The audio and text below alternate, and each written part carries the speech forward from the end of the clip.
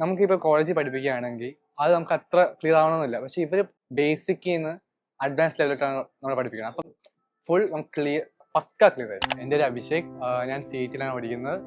Electrical and computer engineering ആണ് എൻ്റെ branch. ഇപ്പം കറന്റ് S4 ആണ്. ലൈക്ക് ഞാൻ S1 തൊട്ട് കേട്ടിട്ടുണ്ട്, പക്ഷെ ഞാൻ എടുത്തത് S2-ലാണ്. അപ്പോഴാണ് ഞാൻ കുറച്ച് കൂടുതൽ അറിയുന്നത്, കൂടുതൽ അതിനെക്കുറിച്ച് സെർച്ച് ചെയ്ത് നോക്കിയതൊക്കെ.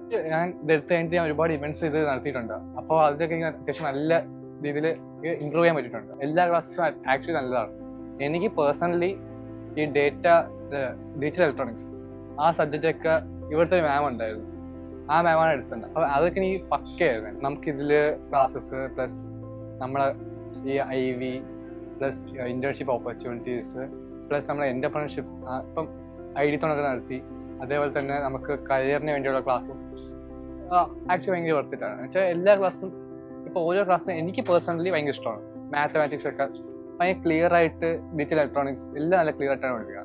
ഭയങ്കര ബേസിക്സ് ചെയ്ത് അത് നല്ല വർത്തിട്ടാണ്.